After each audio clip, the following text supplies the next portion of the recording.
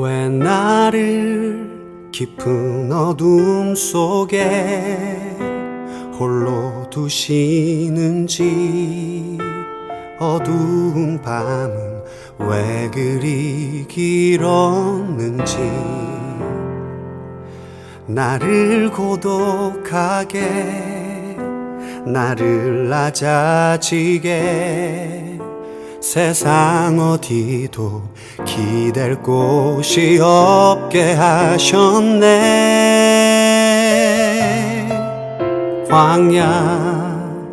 광야에 서 있네.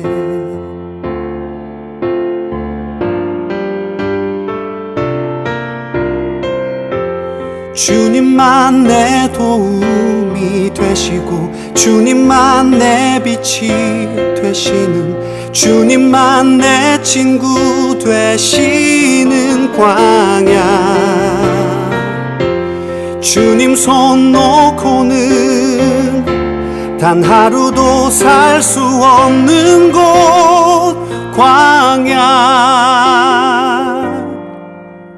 광야에 서 있네.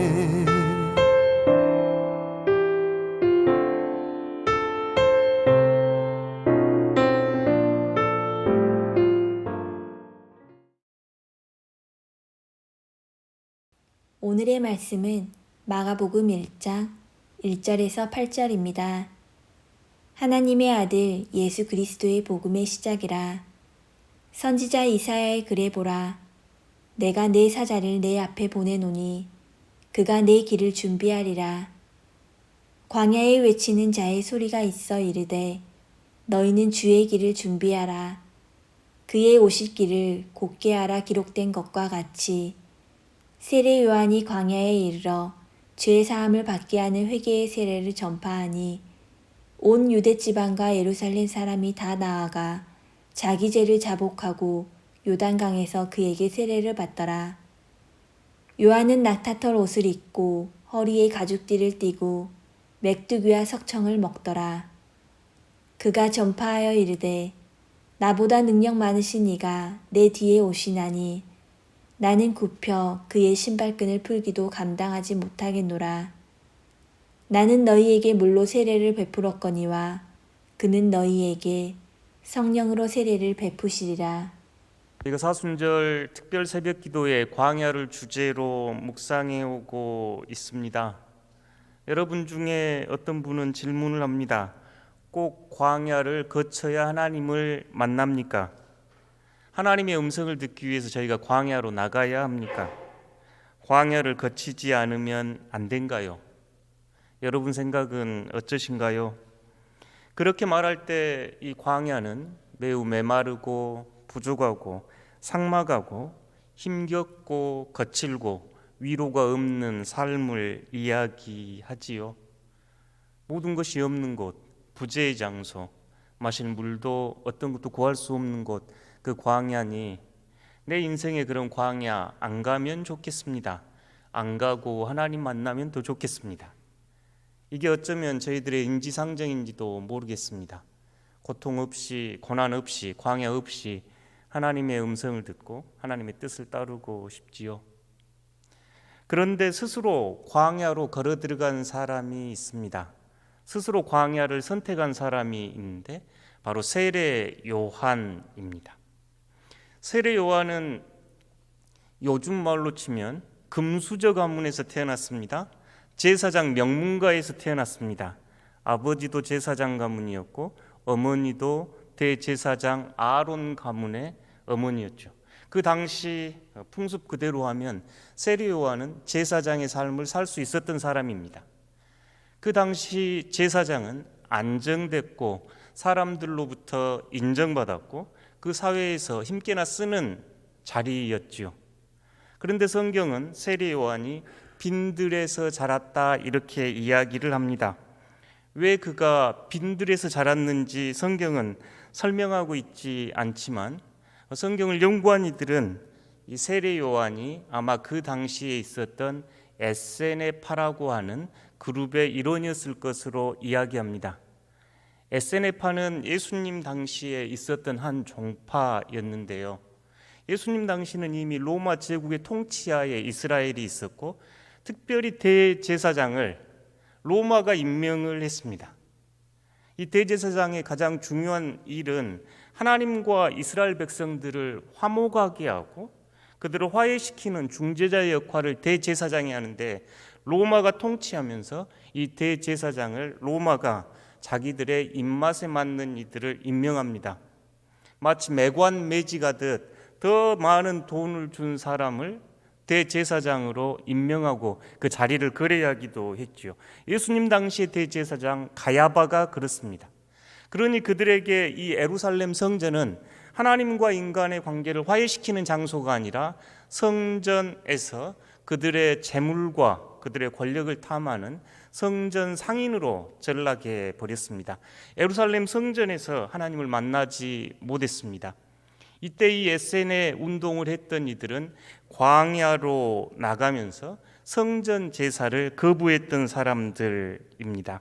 그들은 메시아께서 오실 것을 확신하고 있었는데, 메시아가 오시는 곳은 예루살렘 성전이 아니라 광야라고 하는 이사야 선지자의 말씀을 믿었습니다. 오늘 2절과 3절에 그 내용이 나와 있는데요.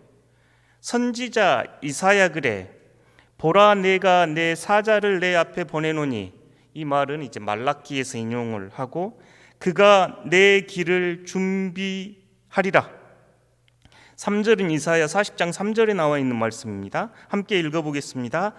광야에 외치는 자의 소리가 있어 이르되, 너희는 주의 길을 준비하라, 그의 오실 길을 곧게 하라, 기록된 것과 같이.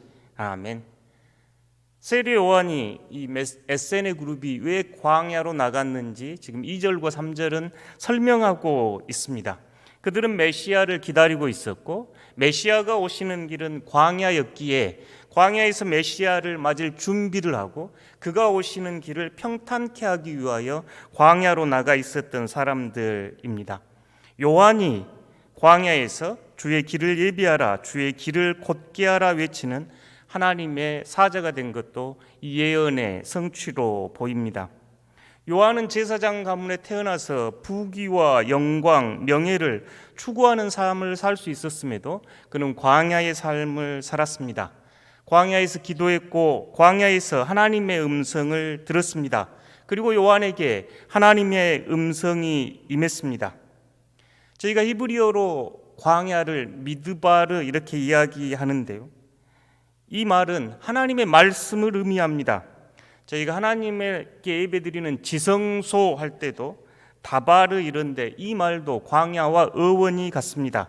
그러니 이 세례 요한이 하나님의 음성을 들었던 이 광야 미드바르는 하나님이 계신 지성소, 하나님의 목소리를 들을 수 있었던 하나님 현존의 장소였습니다. 세례 요한은 이 광야에서 하나님의 음성을 듣고 외치기 시작하며 이스라엘 백성들에게 회개를 요청하는 세례를 베풀었습니다. 세례 요한은 예루살렘을 떠나서 광야로 갔고 광야에서 메시아를 기다렸습니다. 그는 광야에서 하나님의 음성을 듣고 주의 길을 예비하라 외치는 사명을 감당했습니다. 저희가 광야를 쭉 묵상해 오면서 광야가 고통의 땅, 부재의 땅, 아픔의 땅임을 압니다. 그렇지만 광야를 걸어왔던 신앙의 선진들은 이 광야가 하나님의 음성을 듣는 자리요 곧 사명의 자리임을 깨닫습니다.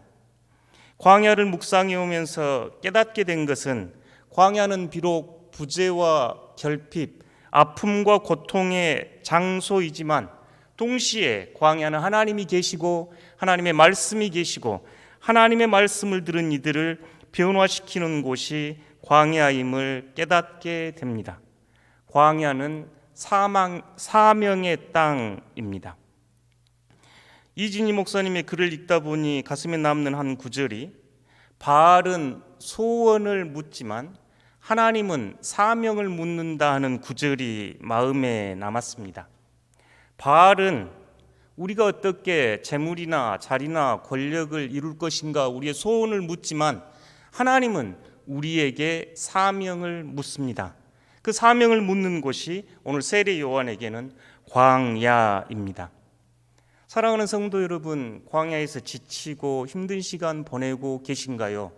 그렇다면 믿음의 선진들처럼 이 광야에서 사명을 물어야 합니다. 하나님, 왜 나를 이곳에, 이 고통 속에, 이 아픔 속에 보내셨습니까? 하나님의 사명을 발견하기 원합니다. 기도해야 합니다. 그렇다면 오늘 저희는 세례 요한처럼 이 순천을 떠나서 어딘가 광야로 갈 수는 없습니다. 그렇다면 여러분의 광야는 어디인가요? 여러분의 사명을 다시 확인할 수 있고 하나님의 음성을 들을 수 있는 여러분의 광야는 어디입니까? 신앙의 선배들은 이 광야의 자리가 여러분이 고통을 겪고 있는 자리, 상처와 연약함의 자리가 광야라 이야기합니다. 어떤 왕에게 한 아들이 있었습니다. 이 왕은 아들을 세상에 내보내면서 세상을 잘 배워와서 이 왕위를 계승하기를 바라면서 이 아들을 멀리 내보냈습니다. 그리고 아들이 몇 해 이국 땅을 이렇게 돌아다니면서 돌아와서 이제 아버지를 만납니다. 아버지가 묻습니다. 무엇을 배웠느냐? 그랬더니 이 아들이, 아버지, 저는 개들이 어떻게 짖는가를 배웠습니다. 새들이 어떻게 노래하는지를 배웠습니다. 개구리가 어떻게 서로 이야기하는지를 배웠습니다. 이 이야기를 들은 왕은 크게 실망했습니다. 이 아들에게 도저히 왕위를 물려줄 수 없겠다. 그래서 이 아들을 내쫓아 버렸습니다. 쫓겨난 아들이 정처 없이 방황하다가 어느 한 성에 도착해서 하룻밤 묵게 됩니다. 그 성의 주인에게 오늘 밤 제가 하루 묵어가고 싶습니다. 잠자리를 좀 주실 수 있을까요? 할 때 그 성의 주인이 이야기합니다. 당신에게 내줄 수 있는 것은 저기 성탑이 있는 곳인데 저곳에는 사나운 개가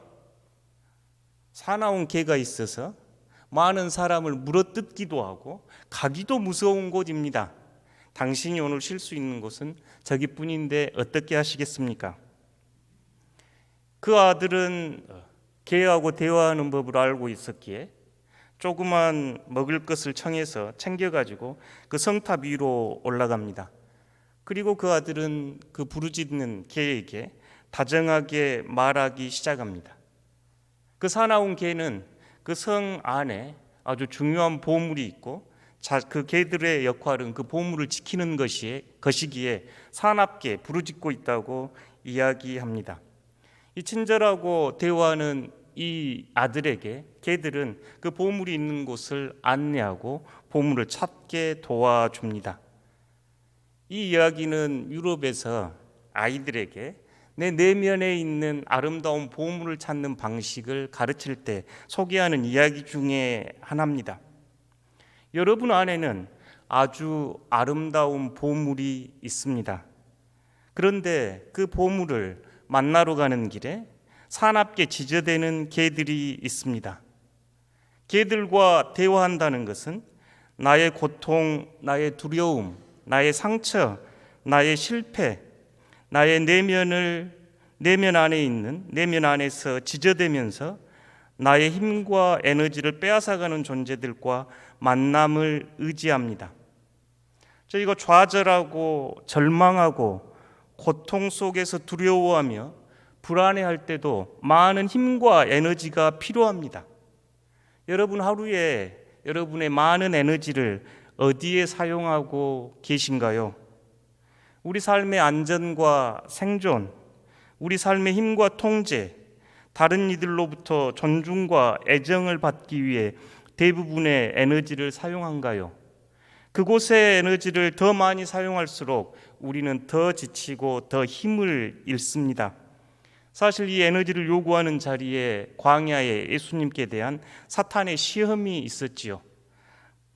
돌이 떡이 되게 하라는 시험, 성전에서 뛰어내리라 하는 시험, 자기에게 절하라 하는 시험입니다. 저희가 신앙생활을 오랫동안 하면서도 참된 생명력을 맛보지 못하고 우리가 예수 그리스도를 닮아가는 삶을 살지 못하는 것은 여전히 우리 안에 많은 에너지를 자기 자신의 강화를 위해서 자기 중심적으로 자기 방어를 위해서 사용하기 때문입니다. 우리 내면 깊숙한 곳에 이 사나운 개가 뛰어나올 것을 걱정하며 더 단단하게 문을 걸어 잠그려 합니다. 그 개들이 뛰어나와서 나와 다른 사람들을 물어뜯기에 불안해하면서 더 가두려고 합니다. 이 사나운 개는 우리에게 많은 에너지를 빼앗아 갑니다.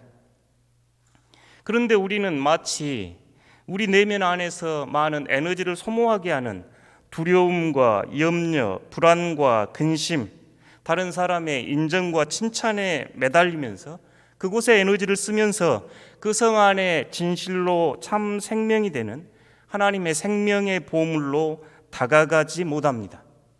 그럴듯하게 외양은 거룩해 보이지만 껍데기로 살아가는 우리들 모습입니다. 현대를 살아가는 우리들은 내면을 들여다보는 것을 두려워합니다. 그 일의 진정한 가치, 소중함을 잃어버립니다. 우리는 내면의 광야로 들어갈 때 이 사나운 개들을 만나야 하고 개들과 대화하는 법을 배워야 합니다. 그 안에 숨겨진 보화가 있기 때문입니다. 그래서 야고보 사도는 여러분 고난을 만나거든 기쁘게 여겨야 합니다. 여러분 고난을 만나거든 믿음의 시련을 만나거든 기쁘게 여기라 초대합니다. 시편 119편에서 시인은 고난을 당하는 것이 내게 유익이라 이로 말미암아 내가 주의 율례들을 배우게 되었나이다. 주의 입의 법은 내게는 천천 금은보다 좋으니이다 고백합니다. 우리 안에 있는 깊은 상처와 좌절, 분노와 해결하지 못하는 욕망들, 다른 이들 앞에 내놓을 수 없는 부끄러운 모습들, 이곳에 많은 에너지를 쓰면서 우리의 중심에 다가가지 못할 때 세례 요한은 이 사나운 개들과 대화하는 법, 그곳으로 초대하는 예언자입니다. 세례 요한의 삶에서 우리 내면 중심으로 향해 들어갈 수 있는 내면의 광야로 들어가는 세 가지 길을 발견합니다. 첫째는 자기 인식입니다. 요한복음 1장에서 제사장들과 바리새인들이 세례 요한에게 내가 누구냐, 메시아냐, 예언자냐, 선지자냐, 오실 그이냐 물을 때 세례 요한은 단호하게 나는 아니다라고 이야기합니다. 세례 요한은 자기 자신이 누구인지 잘 알고 있습니다. 예로부터 광야를 찾아갔던 신앙의 선배들은 여러분 만약 하나님을 알고 싶다면 여러분 자신이 누구인지 알아야 합니다 하고 초대합니다. 구체적으로 우리 안에서 사납게 부르짖고 있는 그 사나운 개를 만나야 합니다. 우리의 어두운 상처, 묻어두고 감춰두려고 했던 고통을 외면한 채 하나님을 알지 못합니다. 나의 약한 부분들, 나의 무능, 더 나아가서는 나의 죄성, 얻어맞고 상처 입고 부서진 마음이 광야입니다. 세례 요한은 자신이 누구인지 인식함으로써 그 광야로 들어갔습니다. 둘째는 겸손입니다. 세례 요한은 오실 메시아 그분 앞에 머리를 숙이고 무릎을 꿇고 신발끈을 매기도 어려운 존재라고 신발끈을 풀기도 감당하기 어렵다고 고백합니다. 우리의 내면의 깊은 광야로 들어가기 위해서 꼭 필요한 것은 겸손입니다. 성경에서 창세기 2장에 이 겸손의 어원이 등장하는데 땅입니다. 저희가 아담 할 때 아담아 겸손의 어원입니다. 하나님 앞에서 우리가 어떤 존재인지 하나님의 피조물인 우리 존재가 사람이 어떤 존재를 가리키는 단어가 겸손입니다. 그래서 겸손은 타인을 향한 자세가 아니라 하나님을 향한 자세입니다. 하나님을 향해 신뢰하는 자세가 겸손입니다.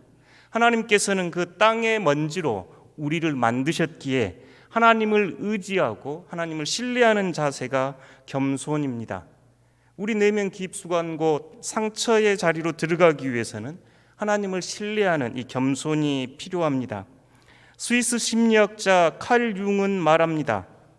만약 당신이 외롭다면 그것은 당신이 스스로를 고립시키기 때문입니다. 만약 당신이 충분히 겸손하다면 당신은 결코 외로울 리 없습니다. 자신의 권력과 위신보다 더 우리를 고립시키는 것은 없습니다. 아래로 내려가서 겸손하게 되는 법을 배우십시오. 그렇다면 결코 당신은 혼자 있을 일이 없을 것입니다. 우리의 권력이나 우리의 위신, 우리의 명예를 생각하는 것보다 우리를 더 고립시키는 것이 없다 하면서 겸손한 이들은 결코 혼자 있을 일 없다. 이 심리학자는 이야기합니다. 광야, 내면의 광야로 들어가는 두 번째 길은 겸손입니다. 겸손은 하나님에 대한 우리의 자세입니다.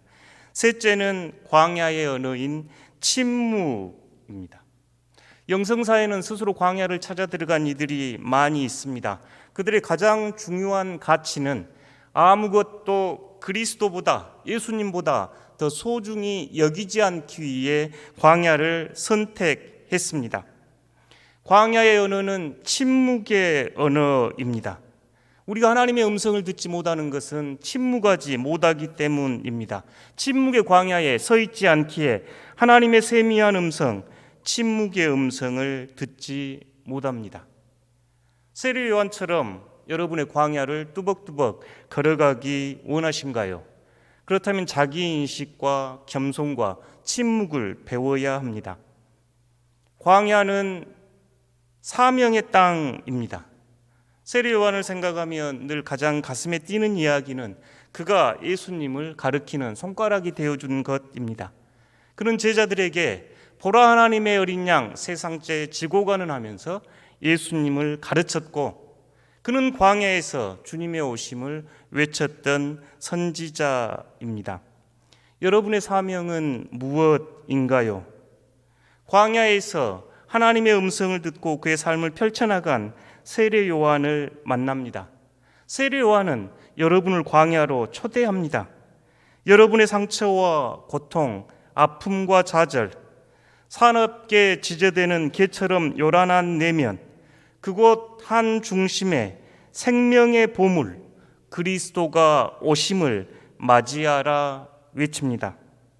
그리스도가 오시는 자리, 그리스도를 만나는 자리, 그리스도께서 여러분의 형상을 변화시키는 그 자리는 그럴듯한 예루살렘 성전이 아니라 바로 광야였습니다. 사랑하는 덕신교회 성도 여러분, 스스로 광야를 택해간 요한을 바라보십시오. 광야로 내려가셔서 자신이 누구인지 인식하십시오. 겸손하고 침묵하는 그 광야로 그리스도께서 오십니다.